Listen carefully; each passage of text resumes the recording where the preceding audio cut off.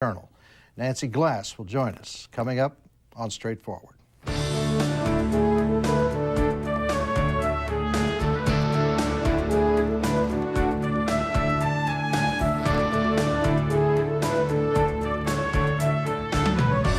He's been a regular on Saturday Night Live for 20 years. His Stuart Smalley character has taken on a life of its own.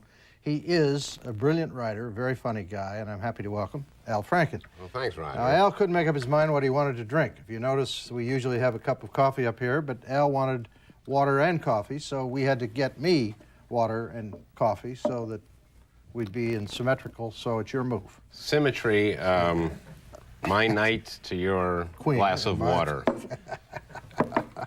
How are you? Good. Good. How does it feel to be the old guy on Saturday Night Live? I mean, you're 43. Yeah. And the rest of them are 22. There are guys, yes, there are actually 22-year-old writers on our show. Do they think you're funny? I think that this year's writers do. We had a writer last year who was convinced that I was too old to write comedy anymore. You've been doing it for 20 years on that show, although Yeah. you were away for 5 years. But, What'd you do during those 5 years? Well, Starve, or were you working? I worked with Tom Davis, who Right. we used to be partners, and I'm what's known as a Lorne again writer. I've been on the show when Lorne's been there. Right. So I did a couple projects with Lorne. But When you mainly were- I failed. Getting back to my original premise, and you were then out of came back- work. Yes, and Yeah, came you were back to the basically show. hungry and out of work and Yeah. came back and redeemed yourself. Yes. You have a hit movie. I mean, it's sort of a hit movie, isn't it? What is it about alcoholism? I did not see it. Well, it's called When a Man Loves a Woman. Right. And it'll be out on tape, I think, in late Oh, November okay. or something like that. So you can see it So there. And it'll be a hit on tape. Meg Ryan and Andy Garcia, and I co-wrote it. I wrote it with a guy named Ron Bass, and it was a departure for me because it's basically a drama. When you were working with a partner, do you work better writing comedy by yourself or bouncing off with somebody? Well, I'm the type of person, I like writing by myself, but if I write anything I like, I have to go tell someone. And then they say, that's almost it, but let me change two words. Yeah, and that's the great thing about the show is we have a lot of writers, and a lot of writers I like to bounce off of. So even if I'm writing by myself, I can step out the door and see someone who's funny and say, do you like that? And I'll say it to anyone. Right. And now, do you accept their feedback? I mean, if you stop the cleaning lady because you're working there late at night, Rosa. you say, Rosa, you say, this is funny. Now, if she laughs, See, with Rosa, does it make the show, or do you? With Rosa, you can only do physical humor because she Step in the bucket and walk around. Well, Spanish is her primary language. I got you. Do you do it in Spanish, or do you just? Again, it's just physical stuff. But she loves a foot in the wastebasket more than anybody because wastebaskets are her life. Yes, Yeah. yes, exactly. But I enjoy both. I enjoy, but collaboration is something I'm used to because I work with a partner. Right. And actually, I wrote a book called I'm Good Enough, I'm Smart Enough, Doggone It, People Like Me, Daily Affirmations by Stuart Smalley, which is in its 6th. So it's like And a I wrote that bestseller book. now, isn't it? I mean, it's a. You know what? They say bestseller, but I mean, it's selling well.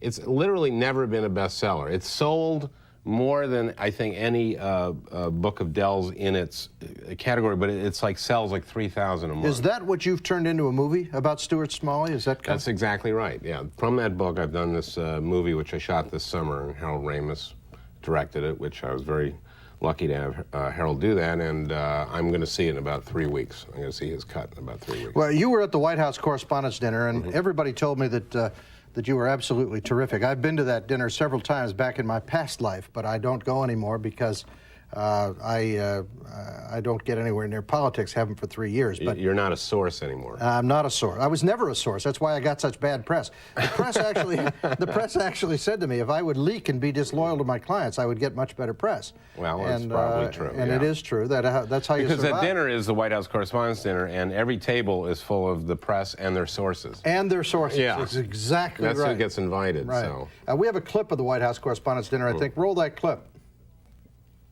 By the way, for those of you listening on radio, seated at the head table are Terrence Hunt of the Associated Press, David Brock of the American Spectator, Lanny Guinier of Philadelphia, Pennsylvania, the President of the United States, To his left, Zoe Baird of New Haven, Connecticut. Hector and Consuelo Vasquez, Miss Baird's driver and nanny, also of New Haven and Tegucigalpa, Honduras. Arkansas State Trooper Bobby Fortenberry.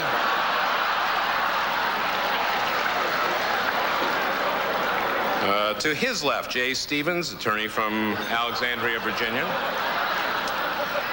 The First Lady, businessman Nguyen Bin Hak, who I understand is a friend of Ron Brown's, of Ho Chi Minh City and Los Angeles.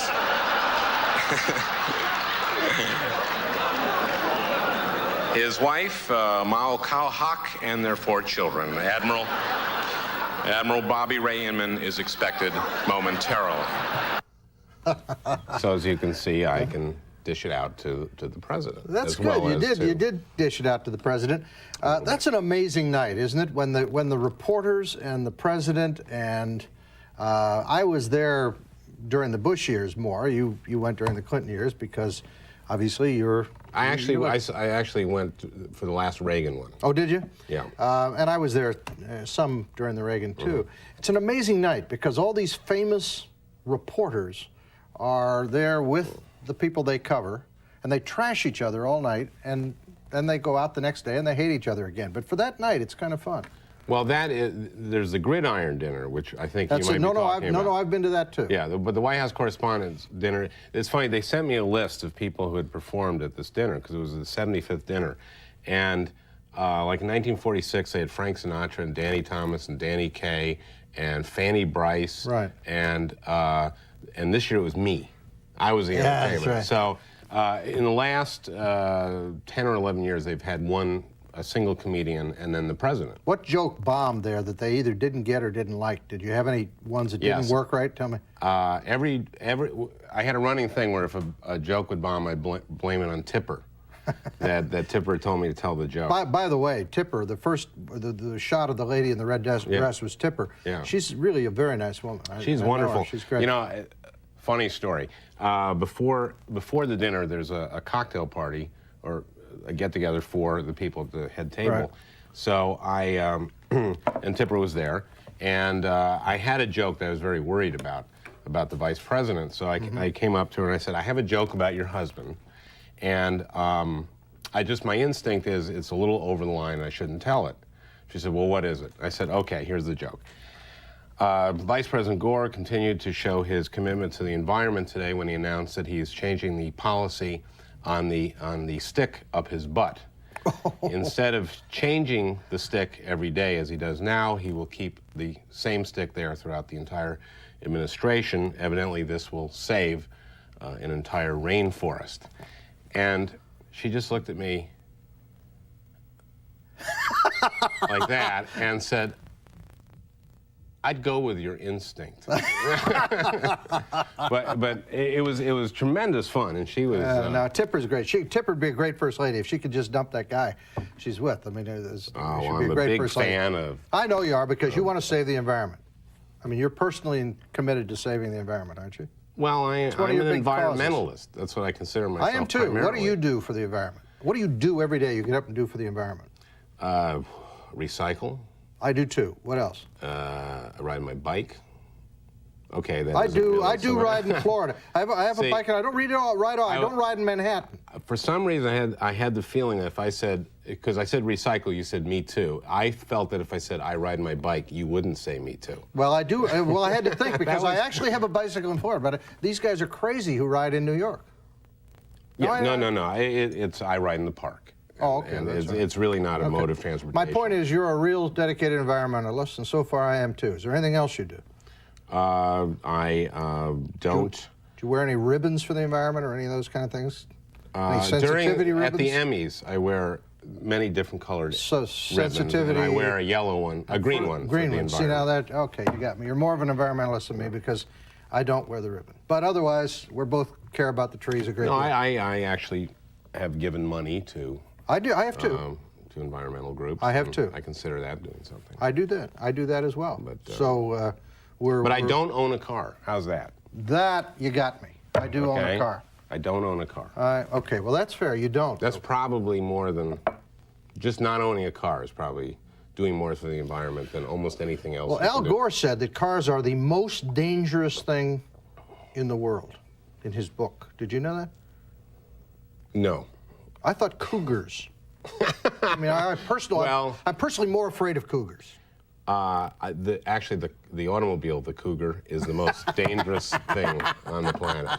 Okay, stay here. We're going to take some questions. If you have any questions for Al Franken, you can call us 1-800-988-TALK. The guy who's made more Americans laugh than probably anybody since Bob Hope, but he's been behind the scenes so much of the time that you don't see him. But on camera, he occasionally needs help, and he did a comedy sketch a couple of years ago in '92 during the elections with a rookie at this sort of thing. We have a clip of that. I think it was called Indecision '92, and it was about the presidential race and Bill Clinton. Let's roll that.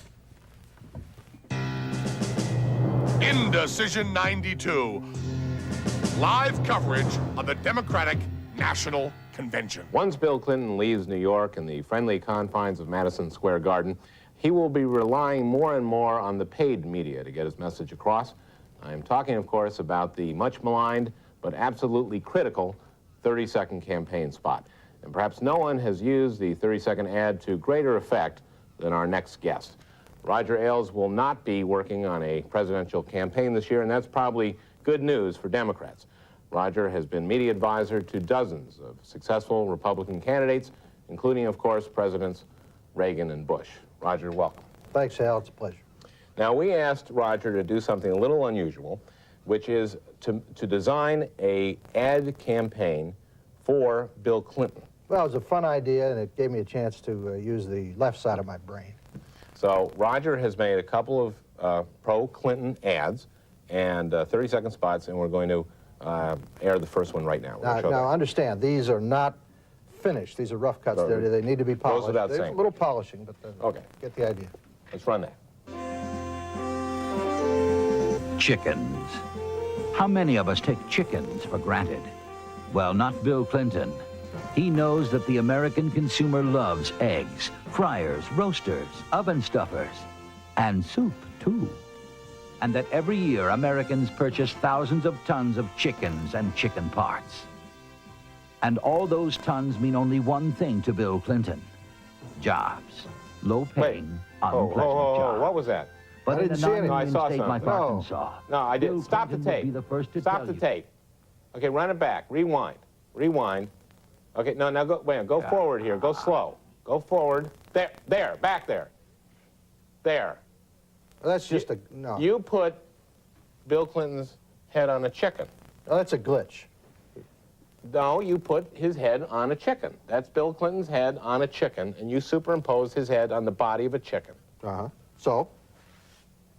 So you admit it. Well, you see, this is the strongest way to identify him with chickens and with the chicken processing business. So, yes. You know what I think? I think you put his head on a chicken and associate him with the word chicken to remind people of the controversy over his Vietnam War record. Oh, come on. Now you're getting ridiculous. If I wanted to do that, I would have superimposed his head on the body of a draft dodger. Well, it worked all right. I thought it was... It worked at the time. You had to be at the Democratic National Convention and drinking heavily. Yes. No, it was... it's actually an interesting... the draft dodging issue, because now we're in Haiti, and I've heard a lot of Republicans criticizing the president, and I've heard this for the last 2 years, that as a commander-in-chief, how can he send men into battle if he hasn't been in battle himself, or hasn't been in the military himself? And it's become a fascination to me of how many critics and right-wing critics of his who also didn't serve in the military. That's right. Gingrich, who has been quoted as saying that a large part of me thinks I missed something important.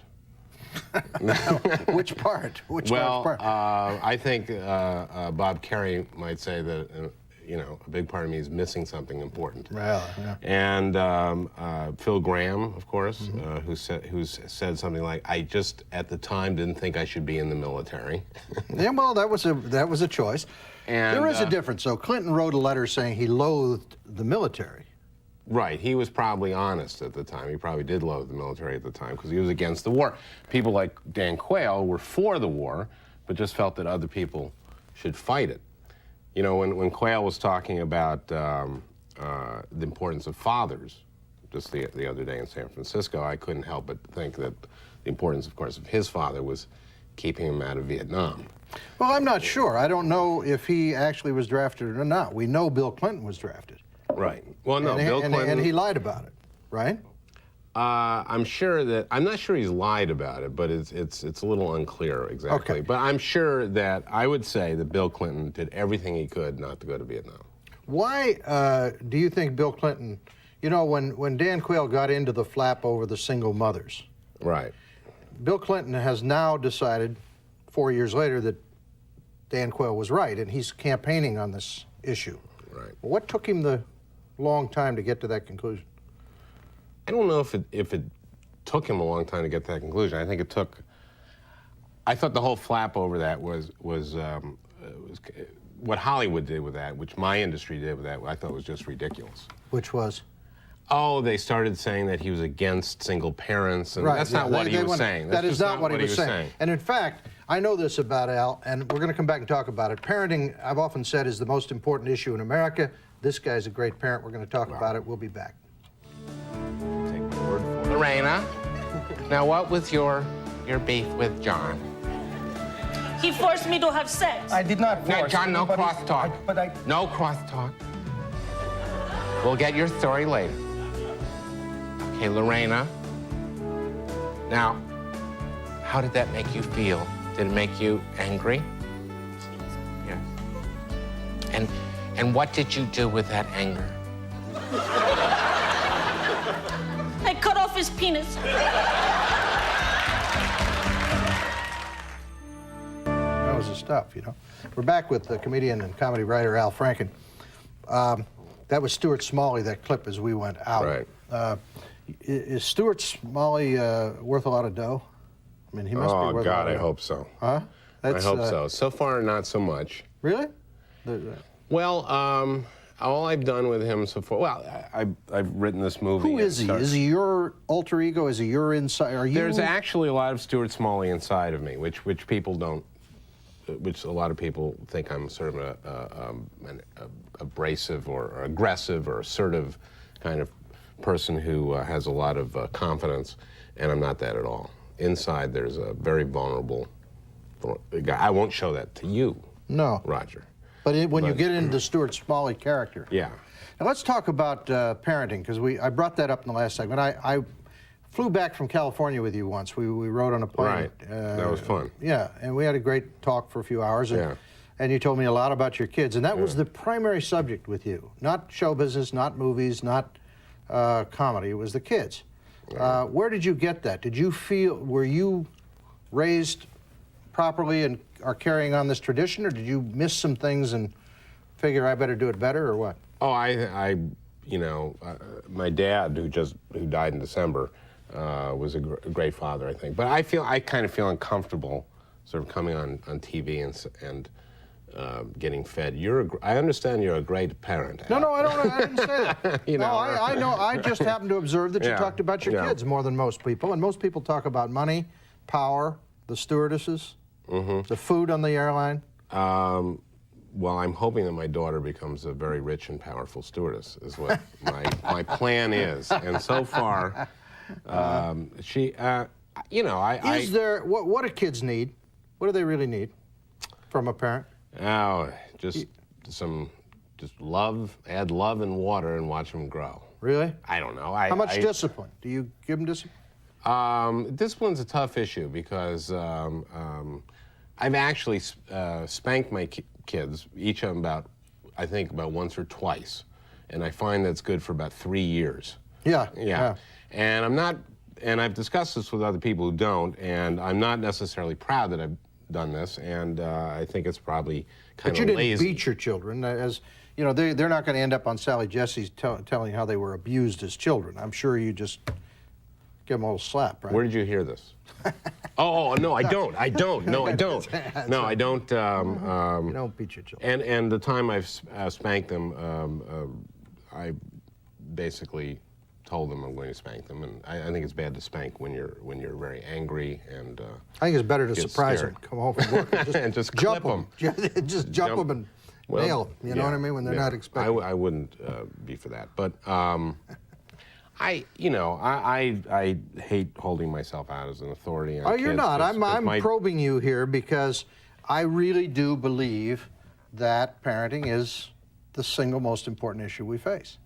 I mean, I have to agree that it, you know, for myself, when I look back at my life, hopefully 50, 60 years from now, one of the things I'll measure myself on is how well my kids turned out. I think that's something that I really care about and sort of judge myself on. I mean, at a certain point, they are human beings who have to make it or not on their own. But yeah, for the first several years, I think you have a lot of responsibility, and it makes me it's heartbreaking to see all the situations where there aren't two parents. I mean, I do agree with Quayle, or where there is one parent where the parent doesn't have the tools to be a good parent. the statistics are incredible when you look at the kids who grow up in single-parent homes versus two-parent homes. I mean, in terms of crime, drugs, early sex, all those issues, it's just much tougher because in a single-parent home, the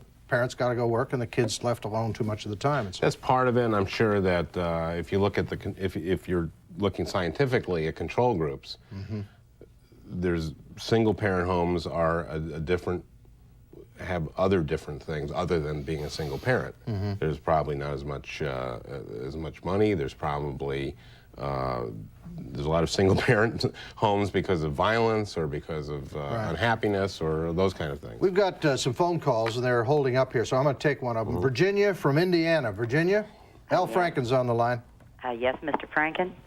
Yes, hi. Hi. I would like to commend you for with the environment, and then when you've been Hey, what on about the me? show, I did everything he did on the environment. No, you own Well, a car. You too. Okay. But he's a great be known as comedian, and I environmentalist. think that he's came across on TV as a very caring person. Well, thank you. That's Stuart Smalley. Smalley is a caring nurturer. Nurturer. Caring nurturer. Now, who is Stuart Smalley? I mean, what's the essence? What do you say? 3 words to describe him. Caring nurturer. Wimp. Not wimp. No. He's a very brave person, but he's also very vulnerable. He's a caring nurturer. He's a member of several 12-step programs, but not a licensed therapist. Is basically how we talk about Stuart. Okay. Thank you. Thank you, Virginia. Yeah. Okay. It's very nice. If you'd like to talk to Al Franken, give us a call, 1-800-988-TALK. I think they put that up on the screen so you can see it. It's not tough to remember. The 1-800 part is particularly easy, and then 988-TALK is not tough. I mean, unless you're... we've got a call from, is that California or Louisiana? Jeff? Jeff? Yes, how are you doing, Al? Good. Where are you from? I'm calling from California. Okay. Hi. I get to watch Comedy Central all the time, and I watch the old Saturday Night Lives. And my question is, I'd like for you to compare the mid-1990s group with Phil Hartman and Lovitz and Carvey and all those great people to the early ones with Belushi, Aykroyd, and Chevy Chase. Who do you think is better, and what made those comedy teams work? Well, I hate comparing, especially all the people you're talking about are friends. I think that both groups, though, I think you're probably talking about the original show is something that people think of as one of the greatest things that was ever on television, and it's hard to compete with that. But I think the group that you mentioned, it was a brilliant group of performers, and now we have some new people who I think are going to enter the pantheon of great Saturday Night Live performers. Is the cliche that people who do comedy had tragic lives, do you see a theme there? I know there are a lot of exceptions to that, but is there some trauma in people who do comedy well? I haven't noticed it as I think Rodney Dangerfield once said that everyone is normal until you get to know them, and I think that pretty much by and large everyone has some really screwed up stuff in their background. So yes, there's a lot of comedians who came from weird backgrounds, but I think there's a lot of accountants who came Why from are some weird people backgrounds. funny and not funny? Have you ever looked at that and said, this guy's he's just not funny? I mean, I have a computer program Do you that really? will break down why someone's funny. No, there is no. There's no way to tell. It either is or it ain't. Was your mom funny or your dad funny? They were both kind of funny. You know, not. They loved humor. Mm-hmm. I think my. So they were good audiences, and early you could make them laugh. Right. Yeah, Right. and I like anyone who's a good audience, you know. And but my fondest memories, I think, are you know, from my childhood are watching TV with my parents. That's an odd thing to say, but especially my dad loved to laugh. So I think that just watching, you know, Buddy Hackett and that generation of comedians on The Tonight Show with my dad was pretty much one of the you know, is something I really remember, and I think making my dad laugh is and my mom is something I think that's akin to every comedian. Okay, we're going to take a break here. Al Franken's on with us, and you can. Is this the end of this segment, or are we going? We're coming back for one more with Al. We're saying goodbye to Al here. Oh. That's it. That's it for Al.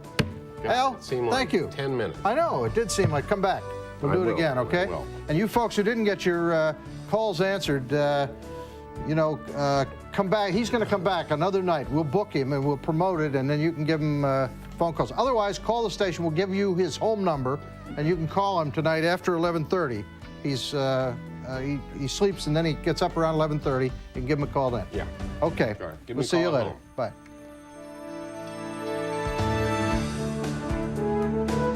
Time to time, we have people on the show who are having problems, and I help them. That's what I do.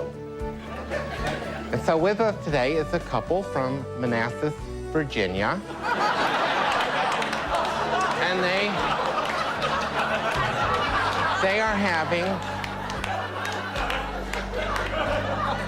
are having marital difficulties. Lorena